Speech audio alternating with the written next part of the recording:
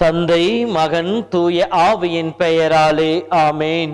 மூவொரு கடவுளுடைய அருளும் ஆசீரும் பாதுகாப்பும் வழிநடத்துதலும் உங்களோடு இருப்பதாக. நவம்பர் மாதம் 21ஆம் தேதி புனித கன்னிமரியால் காணிக்கையாக ஆலயத்தில் அர்ப்பணிக்கப்பட்ட விழா. புனித காணிக்கை அன்னையுடைய விழாவை கொண்டாடுகின்ற இந்த நாளிலே காணிக்கை அன்னையை தன்னுடைய சபையின் பாதுகாவலியாக வைத்து அன்னையின் அரவணைப்பிலே வாழ்ந்து கொண்டிருக்கின்ற புனித காணிக்கை அன்னை சபை துறவியர் ஒவ்வொருவருக்கும் நம்முடைய வாழ்த்துக்களை உரித்தாக்கிக் கொள்ளுவோம். அவர்களுக்காக இந்த நாளிலே ஜெபிப்போம். இயேசு கிறிஸ்துவின் வாழ்வில் அன்னை மரியாளுக்கு என தனி இடம் உண்டு.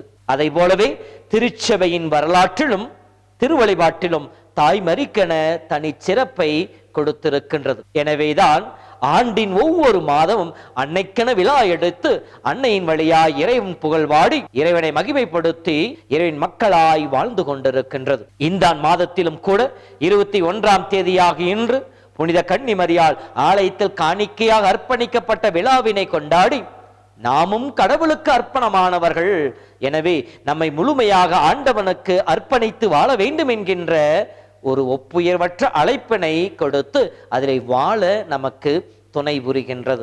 ஆம் அன்புக்குரிய சகோதரமே, ஆண் தலைப்பேர் அனைத்தும் ஆண்டவருக்கு உரியது என்று சொல்லி லூக்கா 2:23 நாம் படிக்கின்றோம். அதே போல பெண் தலைப்பேர் அனைத்தும் ஆண்டவருக்குரியது என்கின்ற எந்த கட்டளையும் இல்லை. ஆனாலும் சுவக்கீனும் அண்ணாவும் தனக்கு இறைவன் கொடுத்த கொடையாகிய குழந்தை மரியாளை கடவுளுக்கு காணிக்கையாக அர்ப்பணிக்கின்றார்கள். 1 சாமுவேல் புத்தகத்திலே 1ஆம் அதிகாரத்தை படிக்கின்ற பொழுது தனக்கு குழந்தை இல்லை என்று சொல்லி பழைய ஏற்பாட்டிலே அண்ணா ஆண்டவரை ஆலயத்தை தரிசிக்க செல்லுவார்.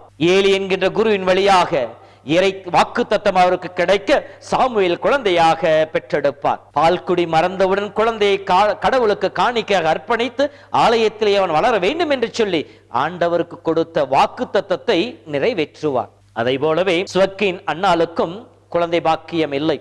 வயது முதிர்ந்த காலத்திலும் அவர்கள் குழந்தை இல்லாததினாலே அவர்கள் ஒவ்வொரு நாளும் இடைவிடாமல் ஆண்டவரை பற்றி ஜெபித்துக் கொண்டிருந்தார்கள். சுவக்கீனுக்கு தூவம் காட்டுகின்ற முறை வந்த பொழுது அவர் அந்த பணிக்காக மகிழ்ச்சியோடு செல்கின்ற பொழுது அவருடைய உறவினர் அவரை தடுக்கின்றார். உனக்கு குழந்தை பாக்கியம் இல்லை, உன் மனைவி மலடியானவள், ஆகவே நீங்கள் சபிக்கப்பட்டவர்கள், நீங்கள் தூபம் காட்டுவதற்கு அருகதையற்றவர்கள் என்று சொல்லி அவரை அந்த பணியை செய்ய விடாமல் தடுக்கின்றார். மனம் உடைந்து போன சுவக்கின் காட்டிற்கு சென்று கண்ணீரோடு கடவுளை நோக்கி ஜெபிக்கின்றார். குழந்தை வாக்கியத்திற்காகவும் தான் இறக்க வேண்டும் என்பதற்காக ஜெபித்துக் கொண்டிருக்கின்றார். அதே வேளையிலே அன்னாள் வீட்டிலே அமர்ந்து துயரத்தோடு கடவுளை மன்றாடி கொண்டிருக்கின்றார். இப்படி இருவரும் ஜெபித்துக் கொண்டிருக்கின்ற பொழுது ஒரே சமயத்திலே இருவருக்கும் கடவுள் தம் தூதரை அனுப்பி அவர்களுக்கென ஏற்பாடு செய்திருக்கிற தன் திட்டத்தை வெளிப்படுத்தி காட்டி உங்களுக்கென ஒரு மகள் பெற்றெடுப்பீர்கள் என்று சொல்லி வாக்கு தத்தம் கொடுக்கின்றார். அதன் பிரகாரமே மரியாளை அவர்கள் பெற்றெடுக்கின்றார்கள். 3 வயதிலே அவரை கோவிலில் காணிக்கையாக அர்ப்பணிக்கின்றார்கள்.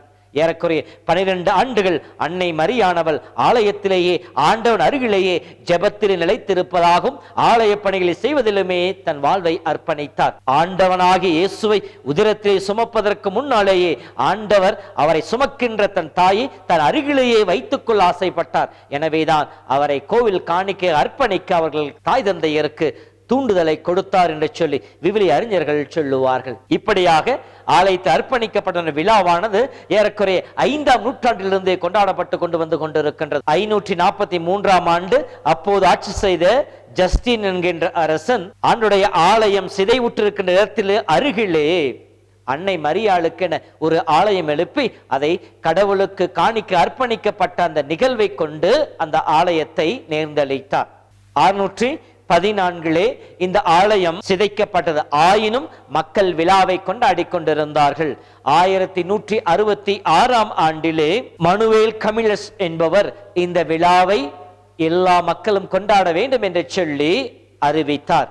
தொடர்ந்து 1472 திருப்பலி புத்தகத்திலே இந்த விழாவானது சேர்க்கப்பட்டது 1585 ஆண்டு திருத்தந்தை 5ஆம் சிக்ஸ்தூஸ் நவம்பர் 21ஆம் தேதியை அன்னை காணிக்க அர்ப்பணிக்கப்பட்ட விழாவாக கொண்டாட வேண்டும் என்று சொல்லி பணித்தார். அன்று முதல் ரோமை திருவழிபாட்டு நாட்குறிப்பேட்டிலும் இந்த விழா சேர்க்கப்பட்டது. ஏறக்குறைய 15ஆம் நூற்றாண்டிலிருந்து இன்று வரை இந்த விழாவானது நவம்பர் மாதம் 21ஆம் தேதி கொண்டாடப்பட்டு கொண்டு வந்து கொண்டிருக்கின்றது. இந்த அன்னை மரியாளை காணிக்க அர்ப்பணிக்கப்பட்ட விழாவை கொண்டாடுகின்ற பொழுது இந்த விழா உங்களுக்கும் எனக்கும் சொல்லி காட்டுகின்ற படிப்பினை என்ன என்று சொல்லி பார்க்கின்ற பொழுது, முதலாவதாக நாம் நம்மை முழுவதுமாக கடவுளுக்கு அர்ப்பணிக்க வேண்டும் என்பது. அன்னை மரியாளை குழந்தை பருவத்திலே அவர்களை தாய் தந்தை காணிக்க அர்ப்பணிக்கப்பட்ட நாளிலிருந்து தன் வாழ்வின் இறுதி மணித்துளி வரைக்கும் தன் உடல், உள்ளம், ஆன்மா அனைத்தையும் மரியாள் ஆண்டவனுக்கு அர்ப்பணித்து இறை திருவுளத்தையே தன் திருவுளமாக, இறை சித்தத்தையே தன் சித்தமாக ஏற்று தன்னை முழுமையாக அர்ப்பணித்து வாழ்ந்தவர்.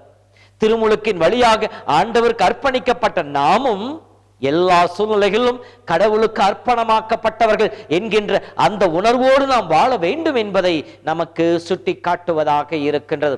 நாம் ஆண்டவருக்கு சொந்தமானவர்கள். பவுலடியார் தன் திருமுகத்தில் சொல்வார் அல்லவா, கடவுள் உங்களை விலை கொடுத்து வாங்கிவிட்டார், நீங்கள் கடவுளுக்கு சொந்தமானவர்கள் என்கின்ற அந்த ஒரு சிந்தனையோடு நாம் எந்நாளும் நம் உடலையும் உள்ளத்தையும் ஆன்மாவையும் ஆண்டவருக்கு அர்ப்பணித்து தூய்மையாக வாழ முயற்சிக்க வேண்டும். இது இன்றைய விழா நமக்கு கொடுக்கின்ற முதல் அழைப்பு. இரண்டாவதாக, நேர்ந்தளித்ததை கடவுளுக்கு காணிக்கையாக ஒப்புக்கொடு. மத்தேயு 5:23 சொல்லப்பட்டிருக்கின்றது. இணைச்சட்ட நூலிலே 23-21 படிக்கிற பொழுது, நீ கடவுளுக்கு நேர்ந்தளிப்பதாக எதையாவது நீ உறுதி செய்திருந்தால், உறுதி கொடுத்திருந்தால் அதை நிறைவேற்றுவதை காலத்தை தள்ளி போடாதே. அப்படி காலம் தாழ்த்தினாய் என்றால் நீ அவருக்கு எதிராக பாவம் செய்தவனாக மாறுவாய் என்று சொல்லப்படுகின்றது. நாம் எத்தனையோ நேரங்களிலே நம் கடவுளுக்கு வருகின்ற பொழுது அவருக்கு நேர்ந்தளிக்கின்றோம், நேர்ச்சி செய்கின்றோம். கடவுளே, நான் இதை உனக்கு செய்வேன், இவ்வளவு இந்த திருப்பயணம் மேற்கொள்ளுவேன், அல்ல இந்த காரியங்களை செய்வேன், இவ்வளவு காணிக்கையாக ஒப்பு கொடுப்பேன், ஆலயத்திற்கு இந்த பணிகளை செய்து கொடுப்பேன் என்று சொல்லி நாம் நேர்ந்தளித்து ஒரு ஜெபத்தை மன்றாடுகின்றோம். கடவுள் அந்த காரியங்களை நமக்கு நிறைவேற்றி கொடுக்கின்ற பொழுது அதை பெற்றுக்கொள்ள நாம் கொடுத்த நேர்ச்சியை நிறைவேற்றுவதிலே மறந்து போகிறோம் அல்லது காலத்தை தள்ளி போடுகின்றோம். சுவக்கின் மண்ணாலும் இன்னைக்கு நமக்கு சொல்லிக் கொடுக்கின்ற பாடம், கடவுளுக்கு நேர்ந்தளித்ததை தக்க காலத்திலே நீ பெற்றுக்கொண்டவுடன் அதை கடவுளுக்கு காணிக்கையாக அர்ப்பணித்து விடு என்று சொல்லி. மூன்றாவதாக, அன்னை மரியாள் குழந்தையாக இருக்கின்ற பொழுது ஆலயத்தில் அவருடைய தாய் தந்தை காணிக்கையாக அர்ப்பணிக்கின்றார்கள். தான் கடவுளுக்கு காணிக்கையாக அர்ப்பணிக்கப்பட்டதை உணர்ந்த மரியாள் அந்த அழைப்புக்கு ஏற்றார் போல, அந்த அர்ப்பணிப்புக்கு ஏற்றார் போல தன் வாழ்க்கையை மாற்றி அமைத்துக் கொள்ளுகின்றார். கடவுளுக்காக தன்னை அர்ப்பணித்து கடவுளை முன்னிலைப்படுத்துகின்றார். நாமும் கூட நாம் குழந்தையாக இருக்கின்ற பொழுது எப்படி அன்னை மரியாளை அவருடைய விருப்பத்தில் அல்ல, தாய் தந்தையர்கள் தன்னுடைய விருப்பத்திலே அவர் காணிக்கை அர்ப்பணித்ததை போல நம்மையும் காணிக்கையாக அர்ப்பணித்திருக்கின்றார்கள். நம்மையும் கிறிஸ்தவளாக கடவுளுக்கு நம்முடைய பெற்றோர் அர்ப்பணித்திருக்கின்றார்கள். அன்னை மரியாள் தன்னுடைய அழைப்பை உணர்ந்தவுடன் அதற்கேற்றார் போல தன் வாழ்வை அமைத்துக் கொண்டார். ஆண்டவனுக்கு அர்ப்பணிக்கப்பட்ட வாழ்வை வாழ்ந்தார். நாமும் ஆண்டவருக்கு அர்ப்பணிக்கப்பட்ட என்பதை உணர்ந்து கொண்டு அவருக்கு ஏற்ற முறையில் அவருடைய கட்டளை கடைபிடிப்பதிலும், அருட்சாதன கொண்டாட்டங்களில் ஆர்வத்தோடு பங்கெடுப்பதிலும், ஆண்டவனுக்கு முதலிடம் கொடுப்பதிலும் நம் வாழ்வை அமைத்துக் கொண்டிருக்கின்றோமா என்கின்ற அந்த கேள்வி நமக்கு முன்னால் வைக்கின்றது. அன்னை மரியாளுடைய அர்ப்பணிப்பு விழாவிலே இந்த 3 கருத்துக்களை எடுத்துக் கொள்ளுவோம். நான் கடவுளுக்கு அர்ப்பணமானவன் என்பதை உணர்ந்து அதற்கேற்றார் போல என் வாழ்வை அமைத்திருக்கின்றேனா, நான் கடவுளுக்கு நேற்று செய்த காரியங்கள் எல்லாம் தகுந்த நேரத்தில் நிறைவேற்றி இருக்கின்றேனா, என் தாய் தந்தை என்னை கடவுளுக்கு அர்ப்பணித்திருக்கிறார் என்பதை உணர்ந்து அதற்கேற்றார் போல என் வாழ்வை மாற்றி அமைத்துக் கொண்டு இறை வாழ்விலே நான் இன்னும் அதிகமாக ஆர்வத்தோடு ஈடுபட்டுக் கொண்டிருக்கின்றேனா. சிந்திப்போம், நம்மை கடவுளுக்கு அர்ப்பணிப்போம். ஒவ்வொரு நாளும் ஆண்டவரோடு இணைந்து இறை சித்தத்தை நமதாக மாற்றுவோம். அன்னை மரியை ஆசீர்வதித்து அதே இறைவன் தாமே நம் ஒவ்வொருவரையும் ஆசீர்வதிப்பாராக. ஆண்டவர் உங்களோடு இருப்பாராக. எல்லாம் வல்ல இறைவன் தந்தை, மகன், தூய ஆவியின் பெயராலே ஆமேன்.